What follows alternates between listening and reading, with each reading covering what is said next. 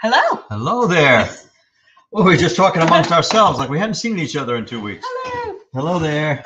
Welcome to Panoramic Perspectives. I'm Elise Giamacco Carlson. This is Carl L. Johnson. Don't forget the L, because then you might mix them up with his Yeah, twin yeah, brother. there are a few others. Keith doesn't use a middle initial, does he? He should. No, when I write his name, I always have Keith E. Johnson, Keith Edward Johnson. Oh. Yeah, he's Keith Johnson. Well, that's good to know. Thank you for joining us tonight here on Dead Ear Full Spectrum. Thank you for tuning in. And if you're not already subscribed, please make sure to subscribe, hit the like button, let everybody you know, all your friends, That way even, you'll know right away. even your enemies, let them know about this show. They can write it in. Ask us questions, insult us, do whatever they want. Enemies? Do we have any? No. No, Of course I meant not. them. We don't They have have any. no. We were talking about when we began the show is that this is our 13th episode. Yeah, I'm glad you remembered that. Yes, 13th, so it's got to be lucky for me. 13 has always worked out for me. Yes, and that's why we picked a special guest. Yeah. But before we bring them on, let's talk about what's coming up. Yeah, what do we got going on? We've got a few things coming up this spring, and then it stretches out through the year. Starting Library with- talks. Yeah, that's what one of my. And guess where the favorite I love. first library is? Would it be that haunted town in Burrville? It's in Harrisville, the Jesse Smith Library. We're going Yes. to be there speaking on May 10th. May 10th. Yeah, in the evening. And 6:30 to 7. No, it's 7:30 to 8:30. Is it? So, I yeah. did not know the time. Yep. Now I do. Early evening. I'll be there. there. Jesse Smith, yeah. And you will be Paracon? Paracon, as in Yeah. Connecticut. Because it's going to be in what is that? Ansonia at the Armory in Connecticut. That is going to be the 13th and 14th of May, and it is Paracon with two N's at the end, like Connecticut, and it's the third Paracon. So we hope to see you there. I'll be speaking, not just sitting at a booth. I'll be speaking. Have some copies of my books, and I'm hoping you'll be with me. I will show up at some point. Yeah. And this one on June 3rd, you're in the title. Oh, that would be the psychic and the demonologist. Yeah. I'm neither. Well, you'll be there. I'll be there. Well, what can you say, really? You're not a psychic. No, and you're not psychic? I've been trying to be psychic, and it's just not working out. But increments. Yeah, increments. yeah, it's good to learn things, even if they're not working But out. I'll always be demonologist. Yes, and that is going to be with Karen Tatro, and that is going to be at that house in Harrisville, the Conjuring House. Can't get away from that calling it Conjuring House. So that's where we'll be talking. We'll be. Hello to Adam, and hello Facebook user. And if you go to StreamYard.com, oh, there's Paracon. Yeah. If you go to StreamYard.com, you can give them permission to use your name and your face, and we will know who we're talking to when we say hello to you. Paracon. Okay. Yes. Since you had the latest, You're right. greatest conversation with him, how about you introduce our guest tonight? Okay. Now, you really can't disassociate Don DeCristofaro from the USS Salem. You can try, but I it's think he lives there. I've never seen him anywhere else. I have seen him at Slater Mill, but that was nigh on to about 10 years ago now. But he's usually found floating in the well, it's dry docked actually, so it's a dry ship. But yes, USS Salem. He's going to tell us about the history. And I told Don when we were on the phone a few days ago. Now it's going to be your story. It's about you, how you became involved. You know, what's your history. And all the time we're talking about Don, people are going to be saying, yeah. Tell us about the ghost on the ship. We want to hear about the ghost on the USS Salem. You know, so No, the reason why we even had this show, Panoramic Perspectives, is to bring on everybody knows our perspectives. Yeah. We bring them up every once in a while, but to bring people in the paranormal community around our area, some far away, but mostly around our area, to find out what their perspective is on these things that we don't understand and we're trying to explain, and sometimes just having a good time while we're doing it. Yeah, I mean, it's not all about the ghost. Some of our shows have evinced that. It's, of course, paranormal frame, but we want to know about the people behind the ghosties. What makes this happen. Let's bring them on. Okay. Are you still there, Don? Don? You on the ship? There he Here is. I am. Thank you for being with us. Welcome. No, thanks for having me. Okay. So start out your background. You're an old Navy man yourself. Well, I most certainly am. Not in the Navy now. You're not old, but you tell us a little bit about your nautical career. It is all about the ghosts. Yeah. Okay, we'll get it. I am an old Navy guy. That's a fact. That's what got me aboard the ship in the first place. Yes. I started visiting the ship and doing tours before I knew she was haunted, actually. Oh, I didn't know that. I thought it was Yeah. like you kind of came into it and hey, there's something going on. Nope. It's because, believe it or not, to date myself even further, I worked at the shipyard before it was closed. Right. So I was invited aboard the ship to talk a little bit about what it was like to grow up down in that part of Quincy with the shipyard, and how it was to be there with all the guys that worked at the yard. The yard really kept the Quincy Point area alive for a long time. Mm-hmm. And when I was there, one of the volunteers said to me, "Hey, she's haunted." And I said, "Yeah, sure she is." And he said, "Come back tonight." Wow. So I went back that night, and to one degree or another, I've been there ever since. Okay, yeah, and you haven't been disappointed. You have established something of a rapport with these spirits. They know you, you know them to a degree, and that no question about it. Yeah.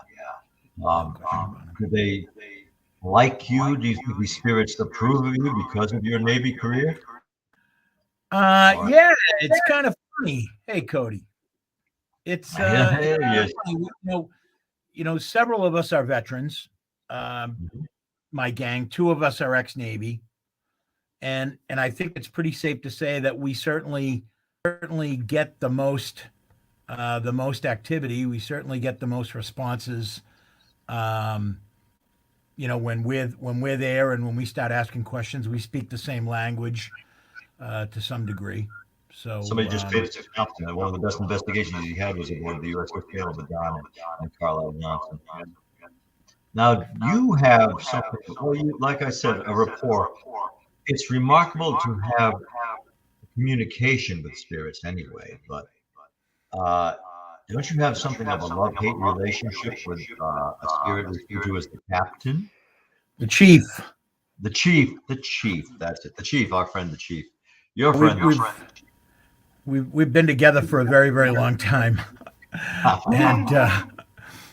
And we certainly have had our moments. There was a time when the whole pandemic thing first started, I started working at home. I grew my hair. I don't know if I saw either one of you. At one point, my hair was down to like the middle of my back. I remember that. And the few times I went aboard the ship in that state, he would start pulling my hair. I don't know where that echo's coming from. Yeah, I don't know. You might, if you have a computer on or some kind of a device, a tablet, it could be reverberating that way. Not me. I was going to say if it's over here, I could just start talking. No, my phone on. So yeah, he would start pulling my hair pretty much the second I came aboard. Wow. So we certainly have had our moments. When they filmed Kindred Spirits aboard the ship, he very famously, the clearest EVP I think I've ever heard of in my life was me telling the chief to cut it out and give these people his name. They didn't have any time. They couldn't fool around. And he very, very clearly said, "F you, Don." And I had to explain to Amy afterwards that that's just the way sailors talk to each other, and he knows another miserable old sailor when he sees one, and that's just another week. You get your hair pulled because you didn't approve of your longer hair? No, never did. Never did. Yeah, you got your hair cut like a little shorter for a while. I don't know if that calmed him down or that's not his main beef. He just gets ornery. He's territorial. Well, he is an ornery guy. I think he's very unhappy. He pays close attention to the people that are aboard the ship, and his mood often coincides with how they behave. Right. When people are disrespectful of the ship, he makes it very clear that he's unhappy about that. And that's why I think we get along for the most part pretty well, because he knows why we're there, and he knows he doesn't have to worry about about us. I would think everybody that comes aboard for a tour is, or a ghost hunt tour is respectful. You know, they've come, they paid some money, a little bit of money to go be in the ship. They must be lovers of history. But you do get, sometimes you get a little disappointment in the guests. Sometimes somebody's a little rowdy, or what happens there? I mean, well, events, you know how they go. Some of the people are there because they're really interested. Some of the people are there because they're on a date and they'd rather be somewhere else. Generally, I try to make it clear to people, whether they're thrilled to be there or not is of no consequence, because there are a lot of people there who paid good money to be there. Yes. And if they weren't respectful of the spirits on the ship, they could at least be respectful of the other people that are there with them. Yeah. I may have on one or two occasions made it clear that if they didn't behave the way we wanted them to, the ghosts were the least of their problems. You have a stern decorum when you need to muster that. It's been necessary on occasion. Yeah, well, you have that authoritative presence anyway, I think. But what I have experienced there has been a shadowy apparition, a plethora of disembodied voices and moaning, and actually definite voices, like I'm hearing. That's an audible voice phenomena. And of course, EVP, we record these voices, but sometimes you can hear them as plain as anything. I found that in the surgical room. You can hear the voices and coming from different areas, and the noises travel. And of course, there's nobody else aboard the ship playing pranks, or you'd know it. You'd hear them walking around. Right. So you do that. Right. What is most prevalent, do you think? Is it the voices, the sounds? What happens most there that's of a paranormal nature? Yeah, certainly voices. The ship has gotten much more real time over the past couple of years. That is to say, we've always gotten evidence, we've always recorded EVPs, but the ship has become much more real time in the sense that people are seeing and hearing things a lot more often than they have in the past. I think the ship as a whole is far more active now than she had been over the years. Far more active. You had mentioned that it is upstepped, which is another. I mean, we wanted you to come on, be our guest anyway, but when I heard that, it's okay. We've got some meat and potatoes. We got some stuff to talk about. Why is it? What's causing this increase? Do you think? If you have I don't think there's any question. It's the fact that over the past couple of years, we've really stepped up our efforts in terms of research, so that we're and I'm telling you, it's mind-boggling sometimes. We're talking to these guys by name. We're talking to them about their time on the ship. We're talking to them about their families. We're talking to them not only about their pivotal experiences, but just their time aboard the ship in general. Because we have what they call cruise books, cruise being CRUISE books. They're like yearbooks when the ship comes back from a tour, from a cruise. We have pictures of these guys. Yeah. So we go in the hospital now. We speak to a guy by the name of Frank O'Brien, who was a third-class machinist mate aboard the ship. And we know Frank well enough by now that we had a woman aboard last Halloween who apparently looked very much like his wife. Oh. And we discussed that. Frank didn't die aboard the ship, but he had a friend from his hometown who was aboard a destroyer called the John R. Pierce that had an accident while she was steaming with Salem. Mm-hmm. He was a gunner's mate aboard the Pierce and was brought aboard Salem for treatment. And Frank cruises the hospital looking for his friend. Oh, wow. Whose name, I'm embarrassed to say whose name escapes me, but whose name we know. We know what rack he's in. I think this is remarkable, and it's making a major contribution to paranormal research, because you can name the spirits. They were living people, and their personalities linger there, and you can tell them. Kyle, I'm telling you, what we're doing aboard the ship is truly unique, at least in my experience. I mean, that's what constitutes a real investigation. If you have the same place, you have the same people there, you have the same, environment where you can record changes and record what you get. Your evidence makes a lot more sense than someone who comes in just for one night, rolls a couple of cat balls around, and calls it an investigation. And we roll the cat balls around. Don't get me wrong. Oh yeah, but I mean, that's not an investigation. You just show up and do it once. Oh, I investigated the ship. Not really. No, you're right. You didn't right. investigate the ship. And I often say, I tell everybody who listen that, I'm a very, very fortunate man, because, not only is the ship my passion, but I've been lucky enough to stumble across a bunch of people who for whatever reason that I can't explain are glad to follow me to the ship. Oh, there they are. That's not much. Yeah. We pop on. Why that just popped down? We get all over the place. Yeah. Not my favorite picture of me. I was going to show you a picture of the ship. Yeah, as you speak about the ship. No, see, I just picture of ship. So we have a good time when we investigate, but I think it's sounds kind of hokey, but I think we have kind of a commonality of purpose. We all understand. We all understand the ship. We all understand what those guys that are there did.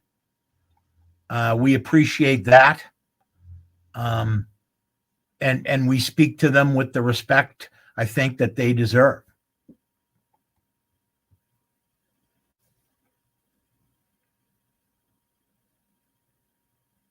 Uh-oh. I guess that's on par for any, a genuinely haunted site. But I always feel I'm kind of like being metered and watched, and I do want to be very respectful, and I always am. Perhaps they recognize that about me. I'd like to think so, and I certainly do want to come back soon. Yeah, we have, the more interesting our guest is and the subject, we're dealing with, the more audio and visual discrepancies, problems we have. So take this as a compliment. I'll do that. I'll try to do that. Now, why? I know the history of the Salem, not as well as you do, but the USS Salem, of course, transported injured people a number of times, and it was in rescue missions. What makes it haunted? Is it the latitude, longitude? It's history, magnetic poles. Why is this ship more haunted than many others tend to be? It seems to be more haunted. Yeah, obviously the people who died aboard the ship died in very, very tragic circumstances. The majority, anyway. The earthquake in Greece. Yep. We had a lot of civilians, men, women, and children who were displaced from their homes. The number of those individuals that died aboard the ship can really only be estimated. But we generally land in the 80 neighborhood in terms of the number of people who died aboard the ship during that episode in August of 1953. Wow. And as I said, their circumstances were not only tragic from the standpoint of their deaths specifically, but we there's a young man aboard the ship, a young Greek civilian by the name of Nico, who we speak to on a regular basis, and it's nice to speak to him, and I feel as though he enjoys interacting with us, but I always feel terrible after we finish speaking, because this young man is looking for his family. He's looking for his wife and child. Is there anything that can be done? I mean, even from a compassionate stance, a medium would say they need to cross over into the light. I don't know if that's a good thing. It's a good concept. What can be done to set them at ease, or are they just condemned to replay the tragedy of their life? I think in these particular cases, I don't think there's a whole lot that we can do, frankly. You know, the record keeping was pretty sparse, so that we really don't have any real names. Right. So we really, other than the fact that someone, you know, a medium, you know, gave us the name, and through trial and error, we came down on the fact that this is actually this young man's name. But that's as far as we're going to go in terms of identifying him. Right. You know, that's the difference between those people and the crew members aboard the ship, who we've had a lot more success running down because there are records of these guys, you know, where they worked and who they were, what their ranks were, and these kinds of things. Some of the interactions are kind of humorous. There's a guy by the name of Robert who is the same, was a radioman in the Navy, just like I was. So we go back and forth quite a bit. He's unhappy with me because we hear Morse code a lot and we think it's him. And I think he's a little frustrated that after 40 something years, my Morse code is not what it used to be. Not that it was ever very good, but it's whatever I had is gone now. So some of the interactions are humorous, you know, but as for the people that we're talking about, like Nico, I don't think there's anything we can do for them. I wish there was, but I don't think there is. In an ideal world, yeah, in an ideal spirit world, what do you think about mediums who, well, they say they have the ability to cross over a spirit and bring them to peace and bring them into the light? I tend to think that's kind of optimistic, you know, and we don't really know what happens. It's a nice scenario to think that it is spiritualist will be over and you bring them to peace and reconciliation. But a lot of times I think they just keep replaying and replaying, and perhaps that's their tradition, perhaps that's what they're consigned to, perhaps that is their comfort in a way that, you know, maybe in increments we get through a little bit more. I notice when I talk a lot that happens. When I get on a roll, it's an emergency siren. I know. Yeah, that's what it sounds like. Yeah. What's theory? Well, we did have a scenario aboard the ship where. Thank you very much. Well, this has happened. Is that the audio equivalent of the hook? No. This has happened to us a couple of times before. Sorry for that echo. You have to hear me twice. So I just conferred with Ken, and we're going to try to disconnect and reconnect. We're going to take a very short break, and we're going to start over again. So those of you watching, wherever you are on Facebook, YouTube, please just bear with us. Reconnect. We should pop back up, but if not, please look for us out in the ether somewhere. While we talk with our We're going to sponsors, do that. We'll be back. We'll be right back after these messages. Please hang in there. We're going to reboot. We need you sometimes. He said he might have figured out the problem, but good. I think it already started, so.